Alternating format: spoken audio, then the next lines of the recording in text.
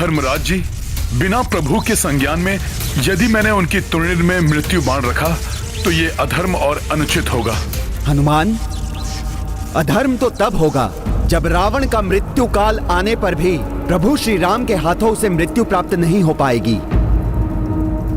किंतु धर्मराज जी, कभी कभी बड़े उद्देश्य को पूर्ण करने के लिए छोटी छोटी भूलों की अपेक्षा करनी पड़ती है।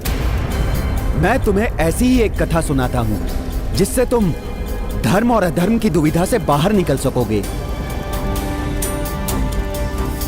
एक समय उतथ्य नाम का एक युवक था।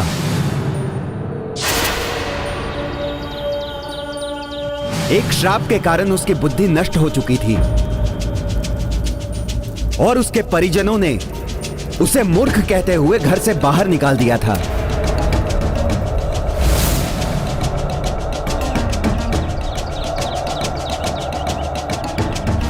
भले ही उतथ्य बुद्धिहीन है, किंतु उसमें एक बहुत ही अच्छा गुण है। हनुमान, वो कभी झूठ नहीं बोलता था। एक समय महादेव, शिव और नंदी ने उतथ्य के सत्यवाचन की परीक्षा लेने का निर्णय किया।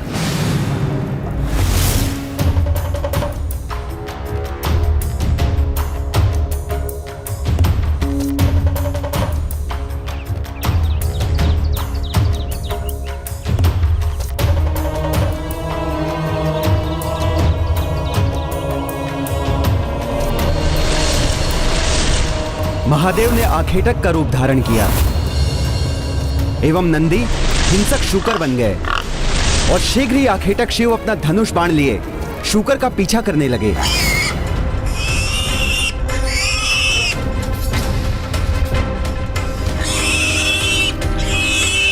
हिंसक शूकर भागते भागते उतथ्य की ओर आने लगा। भय के मारे उतथ्य के मुख से अकस्मात ही देवी आदिशक्ति का प्रथम बीज मंत्र प्रस्फुटित हुआ।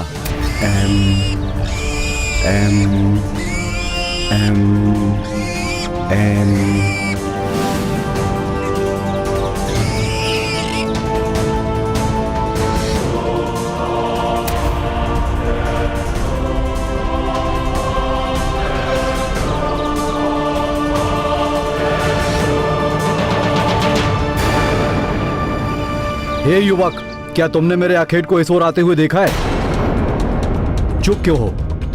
बताओ। उस शूकर को आखेट करके मैं अपने परिवार के लिए आज रात के भोजन का प्रबंध कर लूंगा। तुम्हें भी इसका पुण्य मिलेगा। बताओ, कहां छुप गया है वो शूकर? क्या करूं मैं? सत्य बोलता हूं तो एक जीव के प्राण की हानि होगी, और यदि असत्य बोलकर उस जीव की रक्षा करता हूं तो असत्य वाचन का दोष लगेगा। अधर्म होगा ये। फिर क्या किया उसने? उस दुविधा से कैसे मुक्त हुआ उतथ्य? बुद्धिहीन होकर भी उसने उचित निर्णय लिया।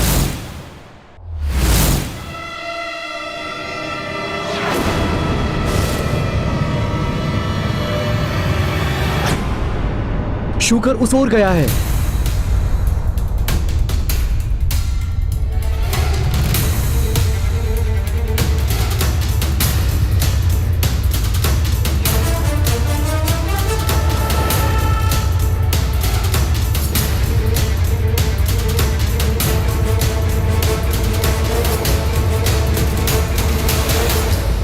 उस जीव के प्राण बचाने के लिए उतथ्य ने असत्य बोला, तब तो वो अवश्य ही भोले बाबा की परीक्षा में असफल हो गया होगा।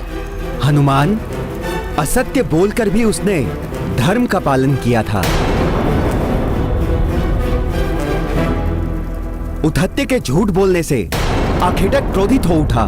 तुमने मुझसे झूठ बोलने का दुस्साहस कैसे किया? सब तो यही कहते हैं कि तुम कभी भी असत्य वाचन नहीं करते हो। अब तुम्हें तुम्हारे दुस्साहस का दंड अवश्य मिलेगा। हाँ, मैंने असत्य बोला है, लेकिन मेरे छोटे से असत्य ने उस निर्दोष जीव के प्राण की रक्षा की है। मेरे इस छोटे से अधर्म से एक बड़ा धर्म का कार्य हुआ है। यदि आप मुझे दंड देना चाहते हैं तो मैं उसके लिए प्रस्तुत हूँ।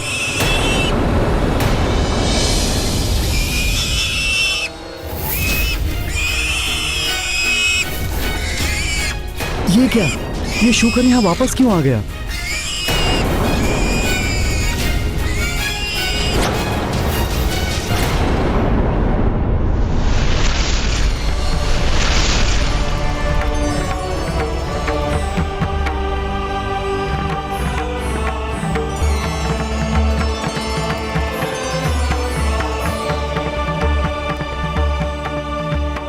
महादेव, महेश्वरी, नंदी जी, आप सबके दर्शन से इस मूर्ख उतत्ती का जीवन धन्य हो गया।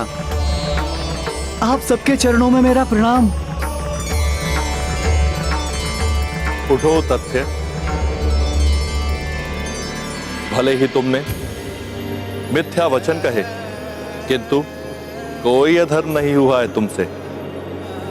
मेरी परीक्षा में सफल रहे तुम।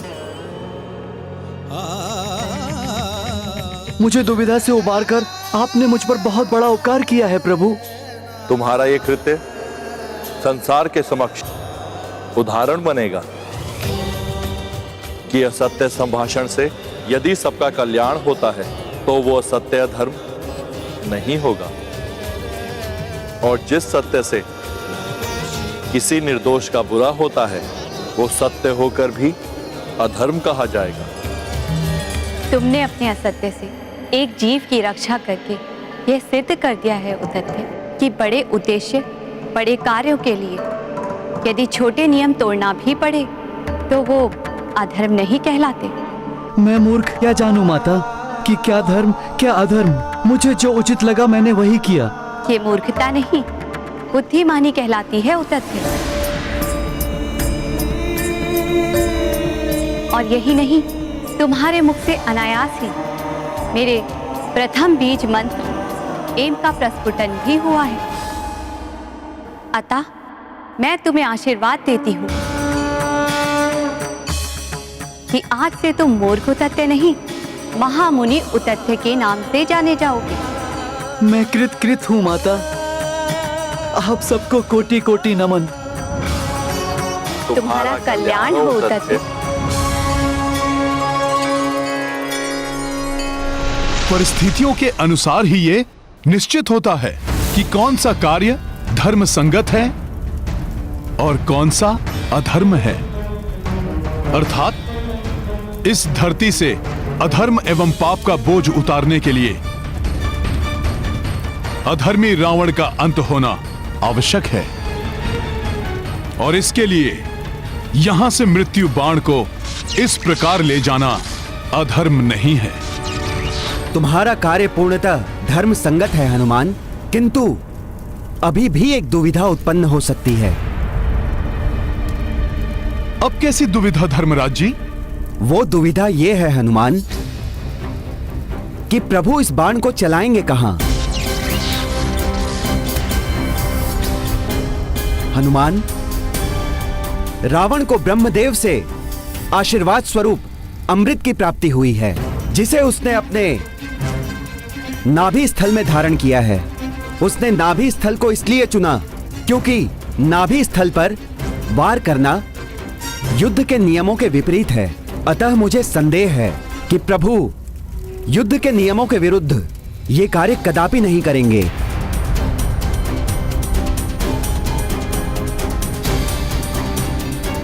फिर ऐसी स्थिति में क्या करना चाहिए धर्मराज जी? हनुमान, तुम्हें प्रभु के तुणीर में यह बाण तो रखना ही है, किंतु प्रभु जब बाण चलाएंगे तब तुम्हें इस बाण का लक्ष्य परिवर्तित भी करना होगा। प्रभु राम के बाण की दिशा को परिवर्तित करने का वचन देना होगा तुम्हें मुझे। भविष्य में मेरे आदेश पर तुम ऐसा करोगे। मैं अंजने हनुमान आपको वचन देता हूँ कि आपकी आज्ञा के अनुसार उचित समय आने पर मैं प्रभु राम के बाण की दिशा को परिवर्तित करूंगा। बाल्यावस्था में ऋषिवर अगस्त ने भी मुझसे यही वचन लिया था। ऋषिवर अगस्त को भी यह ज्ञात था कि ब्रह्मा जी से प्राप्त अमृत को रावण ने अपनी नाभि में छुपा कर रखा है। हनुमान, अब तो तुम्हारे मन में कोई संशय नहीं है ना?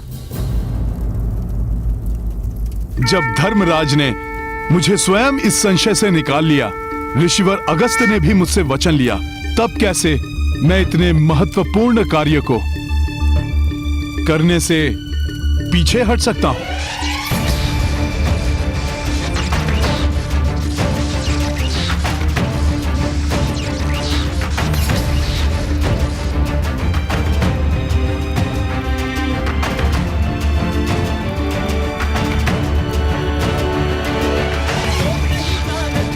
प्रभु के तुणिर में ये बाण रखूंगा।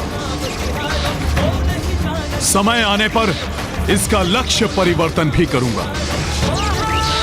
अब अधर्म का नाश होगा और धर्म की विजय होगी, विजय होगी, विजय होगी, विजय होगी।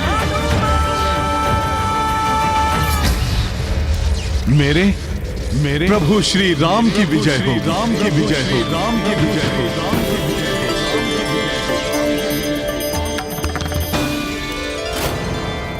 प्रणाम धर्मराज जी।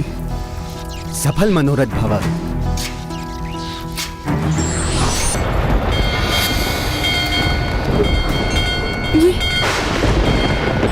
ये क्या? ये अकस्माती क्या होने लगा? कहीं ये किसी बड़े अशुभ का संकेत तो नहीं है?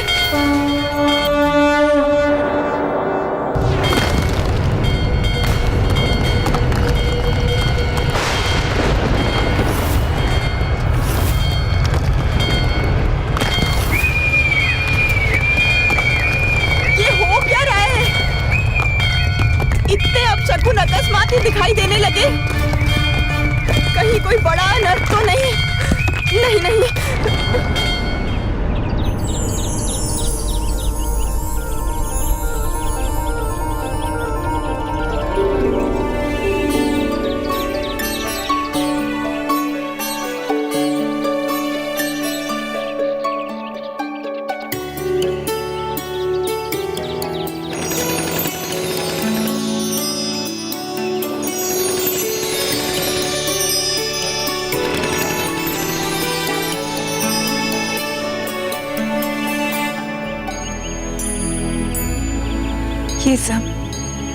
ये शुभ शकुन आज मुझे बड़े ही सुख का आभास हो रहा है। अवश्य ही ये अपशकुन अनर्थ की ओर संकेत कर रहे हैं। प्रभु,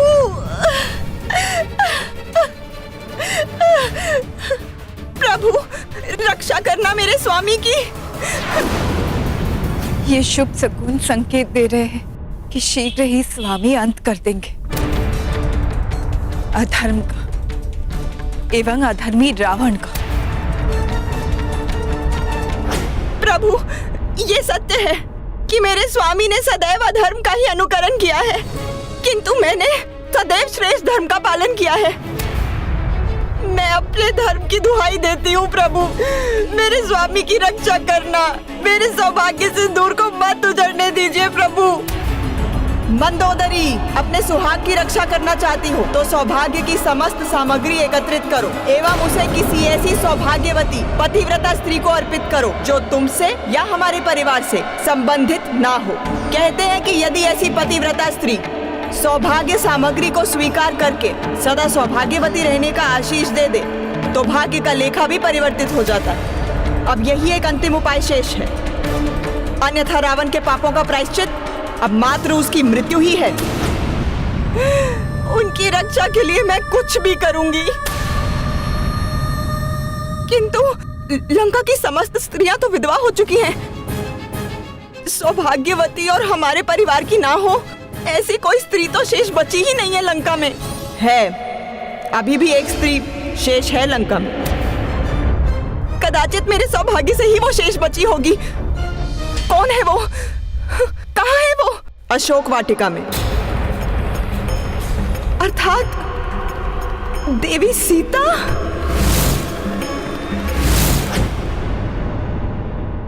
सौभाग्यवती एवं पतिव्रता होने के कारण सीता सौभाग्य सामग्री को ठुकरा भी नहीं सकती। उसे तुम्हें सदा सौभाग्यवती रहने का आशीष देना ही पड़ेगा, और चूंकि वो स्वयं देवी लक्ष्मी का अंश है इसलिए उसके मुंह से निकला हुआ आशीष निष्फल नहीं हो सकता। किंतु सीता, मात्र सीता ही अब एक अंतिम आशा शेष है रावण के जीवन की रक्षा के लिए।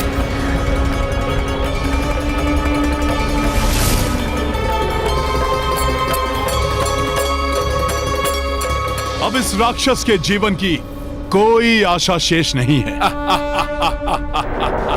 इसकी मृत्यु का बाण प्रभु के तुणिर में पहुंच चुका है।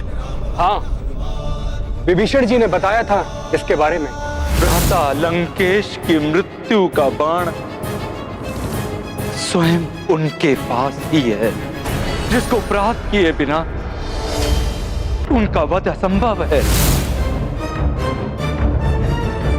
मैं जानता था कि आप कभी भी प्रभु श्री राम के काज में असफल नहीं होंगे। कुछ भी करके आप मृत्यु बाण को लाने में सफल अवश्य हो जाएंगे। अब मुझे पूर्ण विश्वास हो गया है कि आज सूर्यास्त से पूर्व ही भैया राम इस मृत्यु बाण का प्रयोग अवश्य करेंगे। हाँ लक्ष्मण भैया, आज के सूर्यास्त के साथ ही पाप का साम्राज्य भी अस्त होने वाला है। नारायण नारायण। अब प्रभु के हर एक वार के साथ ही अधर्मी रावण अपने अंत के निकट पहुंचता जाएगा।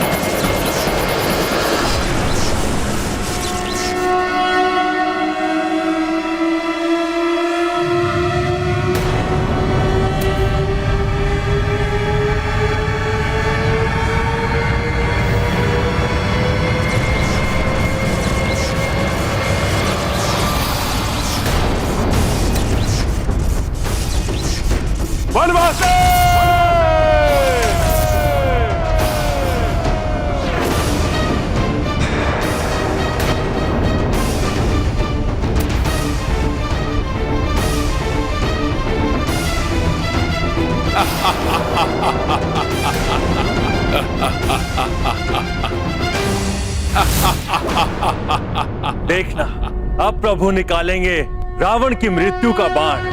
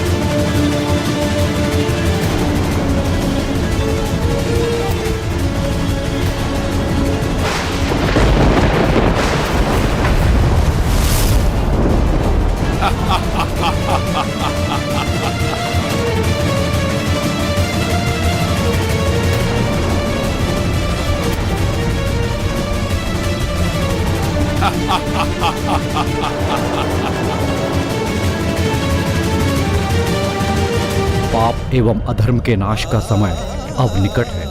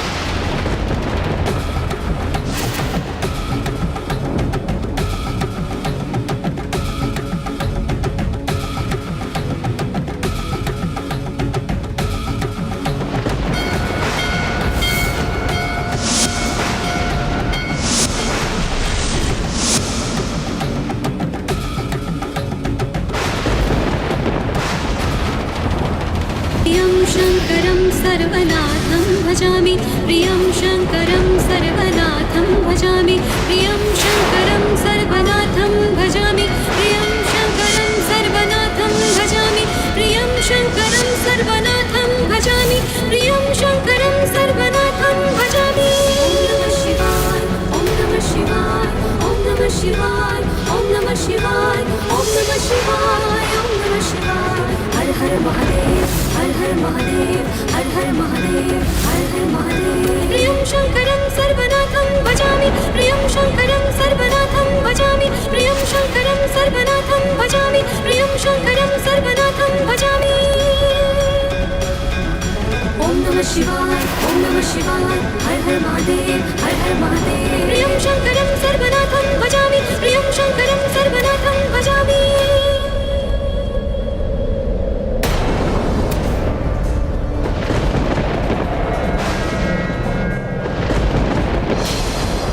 मैं पूर्णतया सतर्क हूं। ऋषिवर अगस्त को दिए हुए वचन एवं धर्मराज जी के सुझाव के अनुसार मुझे बाण का लक्ष्य परिवर्तन करना है। स्वामी का अनिष्ट नहीं होने दूंगी। देवी सीता को ये सौभाग्य सामग्री सौंपकर उनसे सौभाग्यवती होने का आशीष लेकर ही रहूंगी मैं। कितने भी कष्ट सहूंगी मैं, परंतु अपने स्वामी के जीवन पर आंच नहीं आने दूंगी। देवी मंदोदरी, उनके यहाँ आने का क्या प्रयोजन हो सकता है? नारायण नारायण। यदि प्रभु के मृत्यु बाण से प्रहार करने के पूर्व ही मंदोदरी ने देवी सीता को सौभाग्य सामग्री सौंपकर उनसे सौभाग्यवती भव का आशीष प्राप्त कर लिया तो मृत्यु बाण भी प्रभावहीन हो जाएगा। रावण की मृत्यु पुनः टल जाएगी।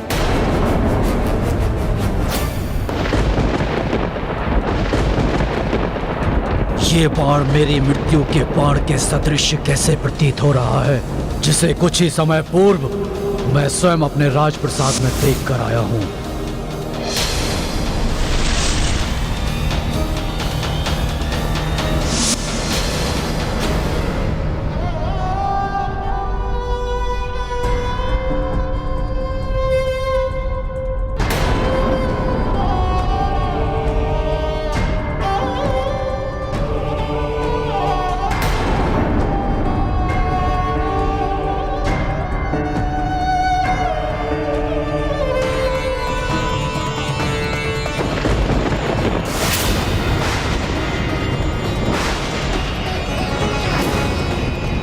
असंभव है ये, जिसे मैंने स्वयं अपने हाथों से अभी सुरक्षित किया था, वो मेरी मृत्यु का बाण इस वनवासी के हाथों में नहीं। अवश्य ही कोई छल है, मुझे भ्रमित कर भयभीत करना चाहता है ये वनवासी।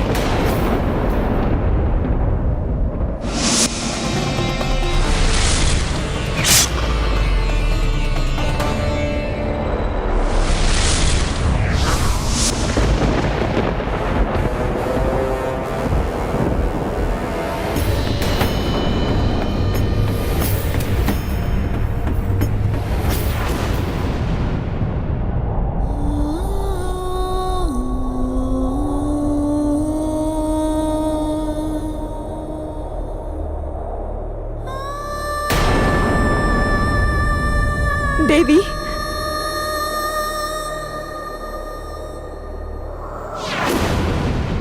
अनेक कष्ट उठाकर भी आपने पूर्ण निष्ठा से अपने पतिव्रत धर्म का पालन किया।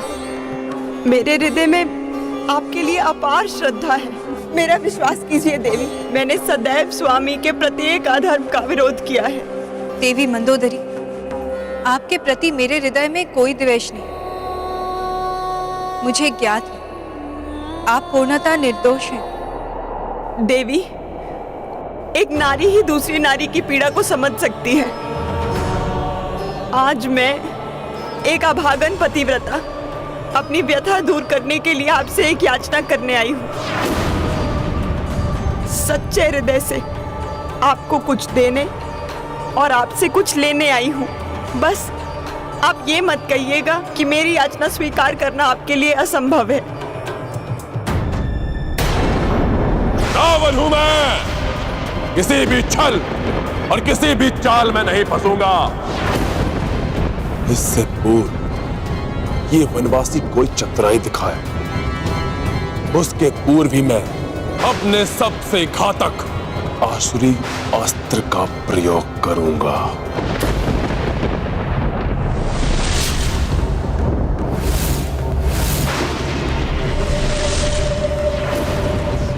तुम्हारे बाण मुझे कोई क्षति नहीं पहुंचा सकते वनवासी, और ये तुम्हारा मिथ्या बाण मेरा कुछ भी नहीं बिगाड़ सकता। इसकी मृत्यु इसके समक्ष खड़ी है, परंतु अहंकार से ढके इसके नेत्र इसे देख नहीं पा रहे हैं। प्रतीत होता है अब ये आवरण प्रभु के हाथों इसकी मृत्यु के उपरांत ही हटेगा। देवी, मुझे पूर्ण विश्वास है कि एक सुहागन होने के नाते आप ये सौभाग्य सामग्री अस्वीकार नहीं करेंगी, और रीति अनुसार आपको मुझे सदा सुहागन रहने का आशीष देना ही होगा।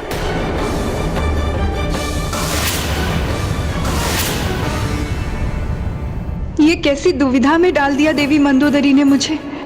मैं एक पतिव्रता सुहागन सौभाग्य सामग्री स्वीकार करने से मना नहीं कर सकती, परंतु धर्म और अधर्म के युद्ध में मेरे स्वामी मंदोदरी के पति से ही युद्धरत हैं, इसलिए उनकी इच्छा पूर्ण भी नहीं कर सकती मैं।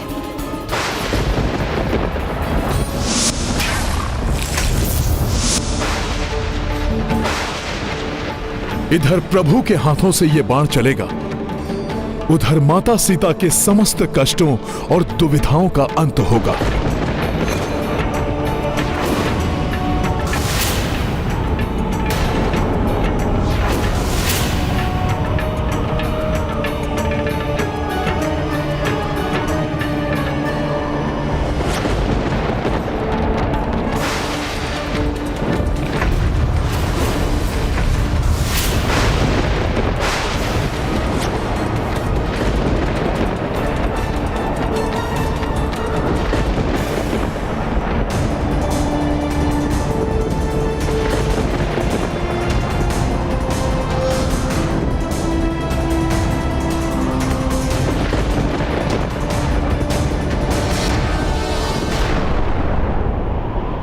अपने दुष्कृत्यों से धर्म का नाश करने वाले रावण अब तुम्हारे सर्वनाश का समय आग आग आग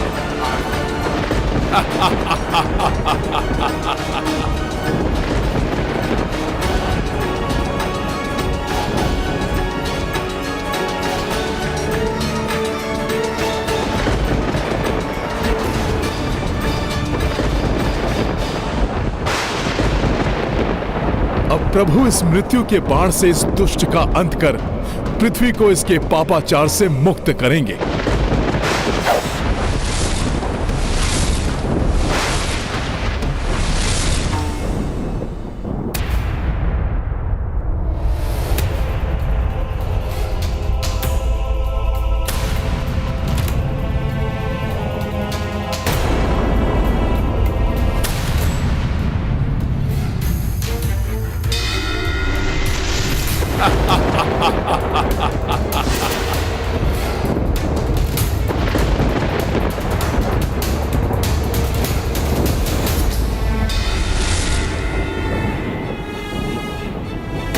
अनर्थ हो गया। मेरे सुहाग की प्रतीक मेरी सिंदूरदानी गिर गई।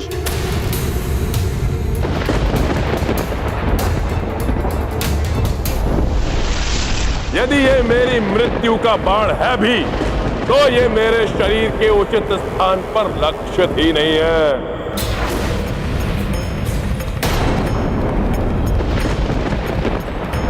प्रभु राम के वाण की दिशा को परिवर्तित करने का वचन देना होगा तुम्हें मुझे। यही उचित समय है।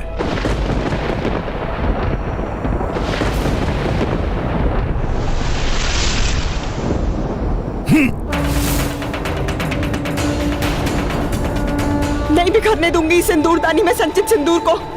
नहीं मिटने दूंगी अपने सुहाग की निशानी को मैं।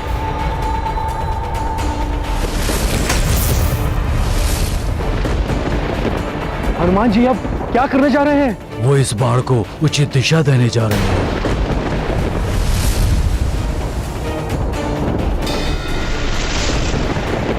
यदि हनुमान ने इस बाण को स्पर्श किया तो वो रावण वध में सौभाग्य बन जाएगी, जिससे प्रभु के एकाकी लड़ने का वचन खंडित हो जाएगा। बिना इसका स्पर्श किए इसके लक्ष्य में परिवर्तन करना होगा मुझे। युद्ध नीति में बंधे रघुराई, नाभि पर ना बाण चलाई। मृत्यु बाण श्री राम ने साधी, अंजनी सुत उड़े बाण के पाछी। हनुमत युक्ति लगाई त्वरिता, बिन स्पर्श दिशादी तीरा। तीर दशानन नाभि जय श्री राम। वचन अगस्त कपि किए पूरो। महाबली हनुमत की, रुचिकर लीला राम भगत की। जय जय जय रघुनंदन राम। हनुमान जी सफल हो गए। बिना बाण को छुए ही उसकी दिशा परिवर्तित कर दी।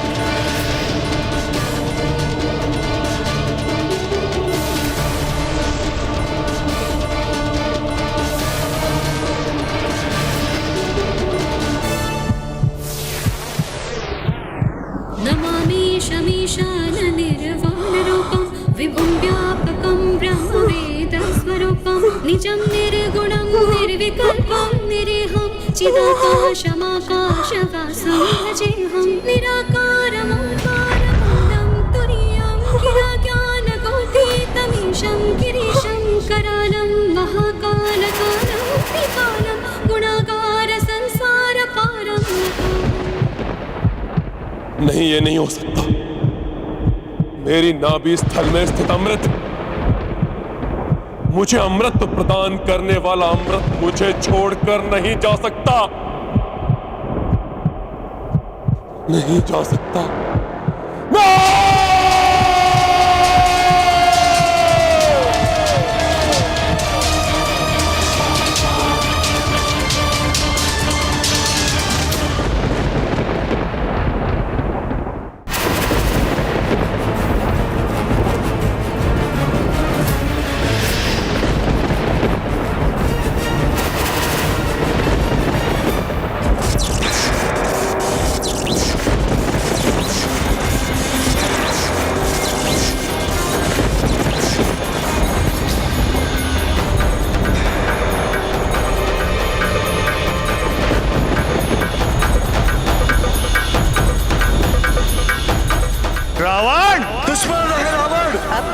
मृत्यु तुम्हारे निकट पहुंच चुकी है।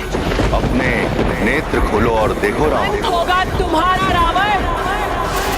जो कुछ तुमने आज मुझसे छीना है, एक दिन वो सब कुछ तुमसे भी छीन जाएगा, और उस दिन समूचे राक्षस कुल के साथ तुम्हारा सर्वनाश होगा रावण, सर्वनाश होगा। यदि युद्ध हुआ तो इसकी परिणति अति भयंकर होगी। ना तुम बचोगे और ना ही तुम्हारा कोई अपना। तुम्हारे इस दुष्कृत्य का प्रतिशोध मैं अवश्य लूंगी। पुनर्जन्म लेकर तुम्हारे ही विनाश का कारण बनूंगी। ये सीता उन्हीं वेदवती के प्रतिशोध की अग्नि है जो तुम्हें जलाकर भस्म करने आई। तुम्हारी मृत्यु तुम्हारे निकट पहुंच चुकी है, मेरे स्वामी और सेवक हनुमान के रूप में। अब अंत होगा तुम्हारे पाप के साम्राज्य का, अंत होगा अधर्म का, अंत होगा तुम्हारा रावण। रावण, तुम्हारे मृत्यु का भी जब समय आएगा, तुम्हारा यह मृत्यु बाण स्वतः उसके पास पहुंच जाएगा जिसके हाथों तुम्हारी मृत्यु होगी। तुम्हारे मृत्यु का भी जब समय आएगा, तुम्हारा यह मृत्यु बाण दुष्कृत्य का प्रतिशोध उसके पास पहुंच जाएगा जिसके हाथों तुम्हारी मृत्यु होगी। तुम्हारे ही विनाश का कारण बनूंगी।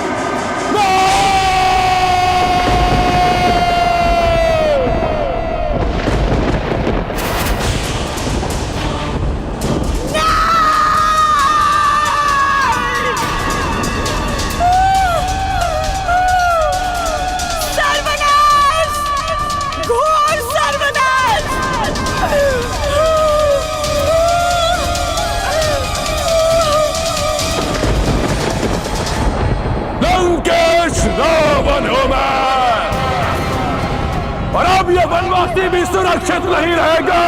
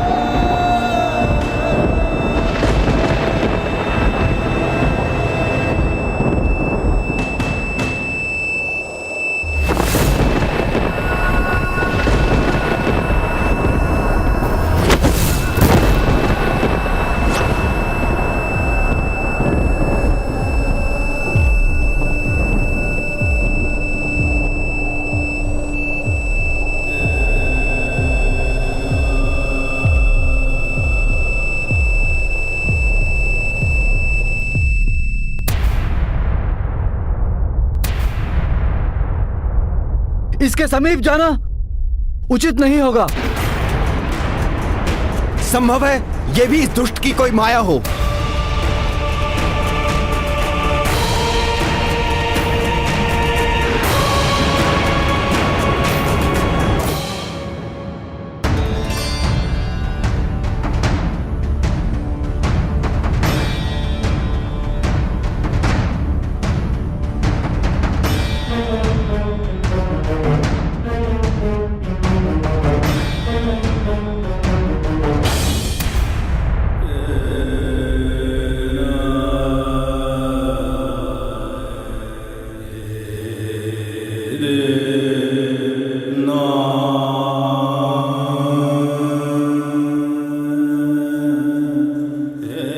इसका शिथिल पड़ा शरीर, श्वास की मंद गति इसका संकेत है कि इसके प्राण अब छूटने ही वाले हैं।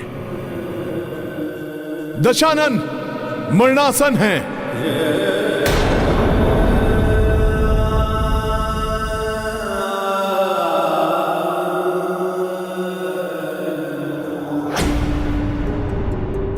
स्वामी के जीवन दीपक की लौ मंद कैसे पड़ गई? कैसे संभव है ये, जब उनका मृत्यु बाण यही सुरक्षित है?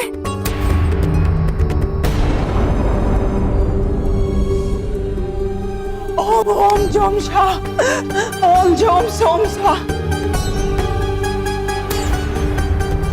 ओम जोम सोम स्वा, ओम जोम सोम स्वा।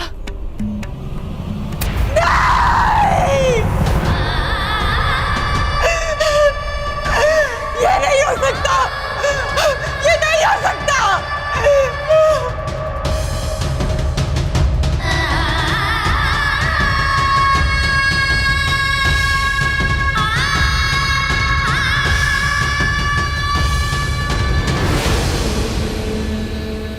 अपनी अंतिम सांसें गिन रहा है ये दुष्ट। अंततः धर्म ने अधर्म को परास्त कर ही दिया।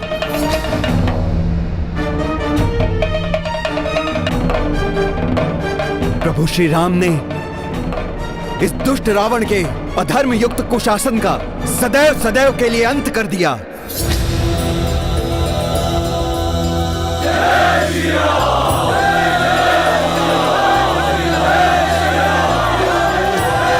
जय श्री राम, जय श्री राम, जय श्री राम।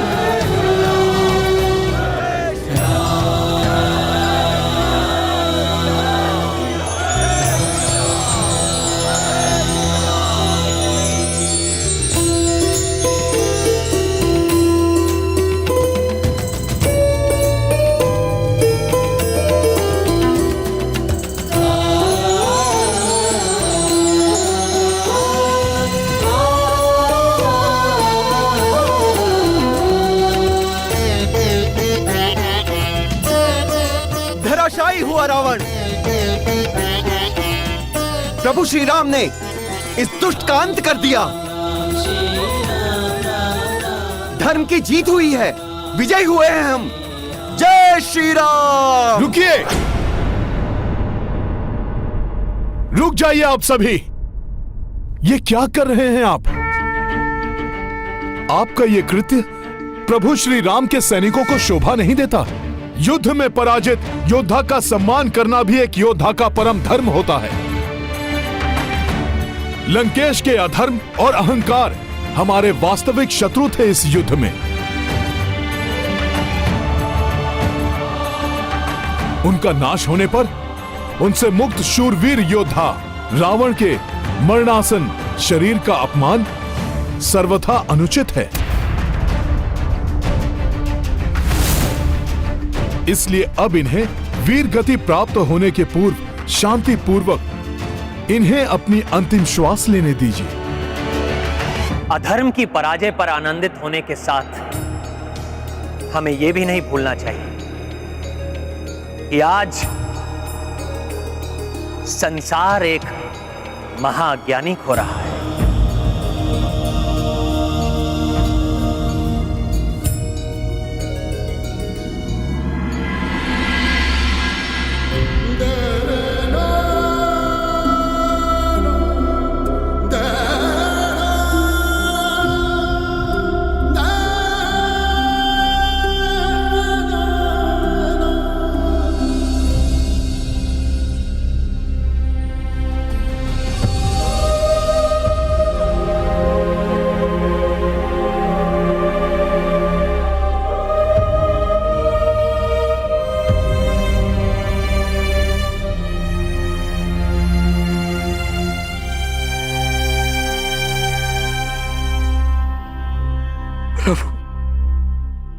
समय पूर्व मैं इनकी पराजय, इनकी मृत्यु की कामना के साथ युद्ध भूमि में इनके विपक्ष में खड़ा था, परंतु अब मुझसे इनकी ऐसी दुर्दशा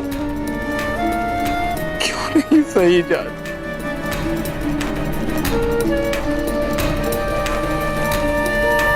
विभीषण जी, जैसा अभी हनुमान ने भी समझाया था, जिसके विरुद्ध आप युद्ध कर रहे थे वो एक अहंकारी अधर्मी है, परंतु अब जिसके लिए आप द्रवित हो रहे हैं वो आपका अग्रज भ्राता है। उनके लिए दुखी होना पूर्णतया उचित है, इसलिए जाइए विभीषण जी, रावण के अंत के क्षणों को व्यर्थ मत गवाइए।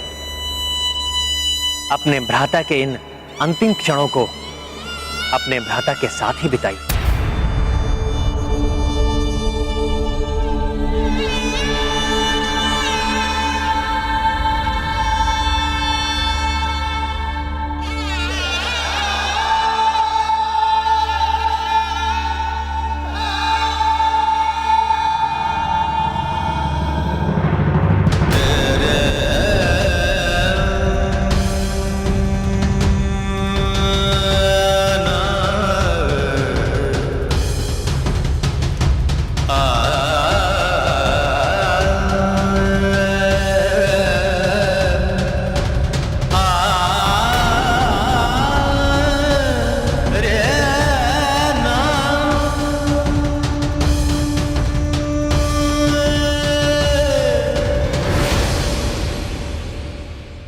भ्राता, कैसा दुर्भाग्य है मेरा, निस्तेज, कांतिहीन, निरीह अवस्था में आपको कैसे देखूं?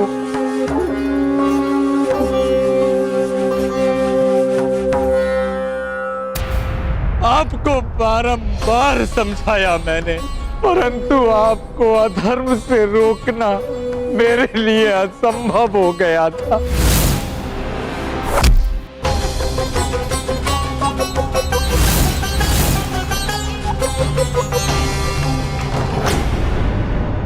एक और विभीषण जी के लिए यह क्षण घोर दुख और अवसाद के क्षण है,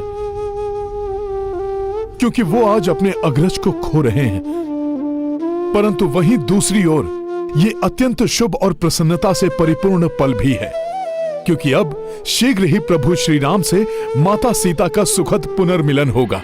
देवी मंदोदरी की व्यथा ने मुझे व्यथित कर दिया है। दुष्ट रावण के कुकर्मों का फल आज उन्हें और संपूर्ण लंका को भी भुगतने पर विवश होना पड़ा है, परंतु आज ये अस्त होते सूर्य देव की शुभ्र आभा को देखकर ऐसा प्रतीत हो रहा है जैसे वो अस्त नहीं उदित हो रहे हो। परंतु ये शुभ संकेत के बाद भी मेरे हृदय में आज के युद्ध को लेकर अनेकों आशंकाएं उत्पन्न हो रही हैं, क्योंकि मेरे स्वामी के पास से शुभ संवाद आने में इतना विलंब हो रहा है। आप निश्चिंत रहें देवी, प्रभु का कोई अनिष्ट नहीं हो सकता। आपका कथन सत्य है त्रिजटा, परंतु आज मैं अनेकों आशंकाओं से ग्रस्त हूँ। कहीं ये शुभता लंकाधिपति के लिए तो नहीं, कहीं मेरे स्वामी किसी संकट में तो नहीं। माता सीता तो बड़ी अधीरता से इस शुभ समाचार की प्रतीक्षा कर रही होंगी। संभव है उन्हें ज्ञात भी न हो कि युद्ध का परिणाम क्या हुआ है। मुझे तुरंत जाकर उन्हें यह समाचार देना चाहिए। जय श्री राम।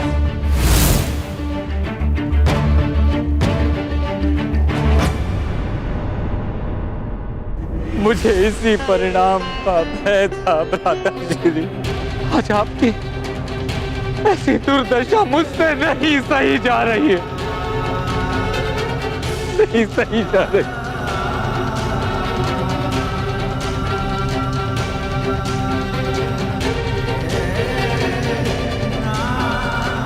विकम्बत विजेता मेरे भ्राता श्री इस समय पृथ्वी पर समर्थहीन, निर्बल, असहाय पड़े हैं।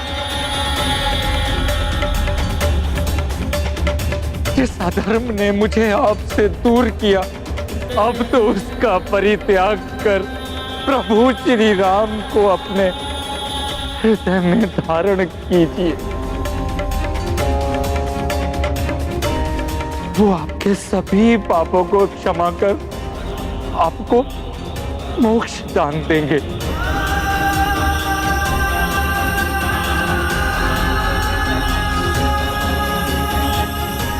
शरणागत वत्सल प्रभु श्री राम के शरणागत बनी।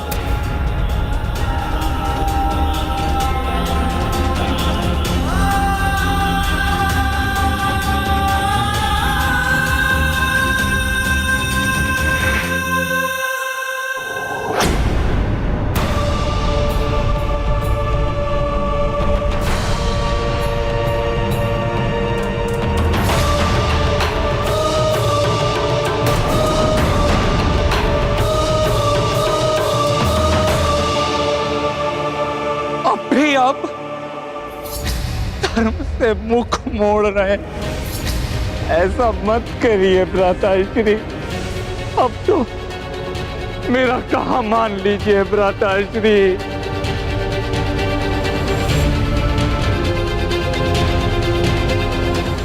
अनेकों मायावी और वरदानी शक्तियों का स्वामी अहंकारी हठी रावण विजय प्राप्ति के लिए कुछ भी कर सकता है, इसलिए आज के युद्ध को लेकर मैं चिंतित हूँ। देवी, आपकी चिंता व्यर्थ है। इतने शुभ संकेतों के बाद भी आप शंकित क्यों हो रही हैं? नहीं त्रिजटा, कभी कभी ये शुभ संकेत भी भ्रामक हो जाते हैं। देवी मंदोदरी का यहाँ से व्यग्र होकर जाने से मुझे आभास हुआ है कि यहाँ लंका में आज एक नवीन प्रारंभ होने वाला है। आज यहाँ एक निर्णायक परिवर्तन होने वाला है।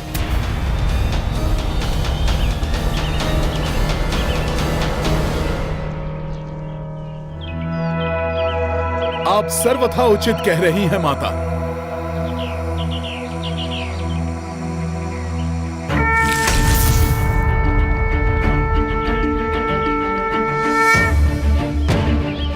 प्रणाम माता। यहाँ आने वाला परिवर्तन अशुभ नहीं अपितु अत्यंत शुभ है। पुत्र, तुम्हारे मुख के भाव से ऐसा प्रतीत हो रहा है कि तुम जो भी समाचार लाए उसको कहने के लिए अत्यंत आतुर हो। हाँ माता, मेरे अंतर का उल्लास ही मेरे मुख से व्यक्त हो रहा है, क्योंकि मैं आपको प्रभु श्री राम की अधर्म पर धर्म की विजय की शुभ सूचना देने प्रस्तुत हुआ हूं माता।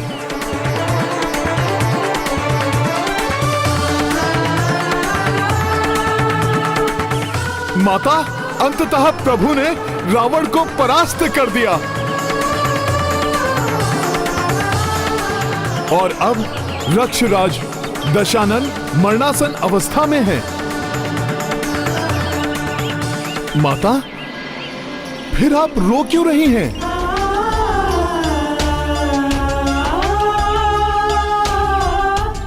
माता, मैं तो शुभ संदेश लेकर आया हूं, परंतु वो सुनकर आपके नेत्रों से यह अश्रुधारा क्यों बहने लगी? जय श्री राम।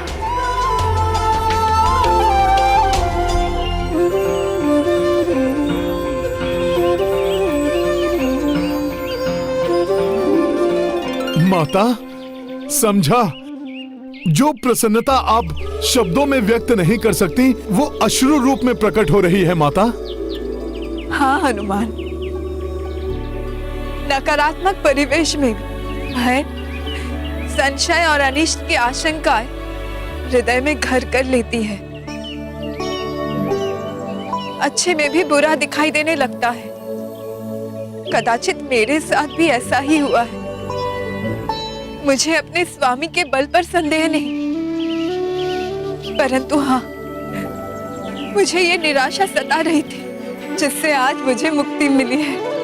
मैं अत्यंत प्रसन्न हूँ हनुमान, परंतु मेरे स्वामी की विजय का श्रेय तो तुम्हें ही जाता है। तुम्हारे बिना ये संभव नहीं था हनुमान। जो कुछ भी तुमने किया उसके लिए तुम्हारा धन्यवाद करने के लिए शब्द ही नहीं है मेरे पास। माता, ऐसा ना कहें। मैं तो मात्र प्रभु श्री राम का एक सेवक हूं। माता, मैंने जो भी किया वो तो उन्हीं के नाम की महिमा का परिणाम है। और माता, प्रभु ने तो अंतिम युद्ध एकाकी ही लड़ा था, जिससे आपको कष्ट देने का दंड उस दुष्ट को वे स्वयं दे सकें। माता, यहां आपने अनेक यातनाएं भोगी हैं। माता, अब दुख के मेघ सदा के लिए छट जाएंगे। माता, अब शीघ्र ही वो शुभ घड़ी आएगी जब प्रभु और आपका सुखद मिलन होगा। माता, मुझे विश्वास है प्रभु श्री राम आपको शीघ्र ही अपने समीप बुलाने का प्रबंध करेंगे।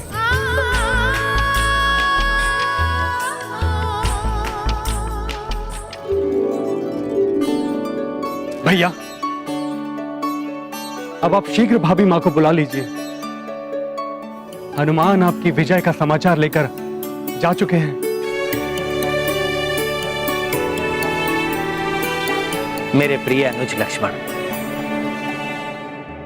हमारा जन्म राजवंश में हुआ, परंतु हमारे जीवन का अधिकतम समय वन में ही बीता है।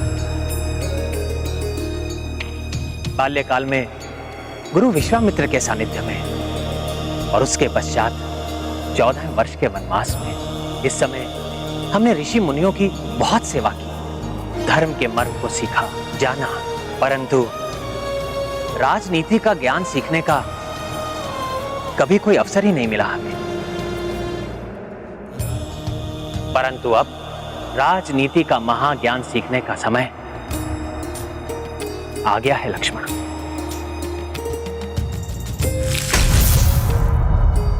और लक्ष्मण, राजनीति के परम ज्ञाता दशरथ रावण से उत्तम गुरु और कौन हो सकता है। इसलिए जाओ लक्ष्मण, राजनीति के महाज्ञाता रावण से महाज्ञान प्राप्त करो।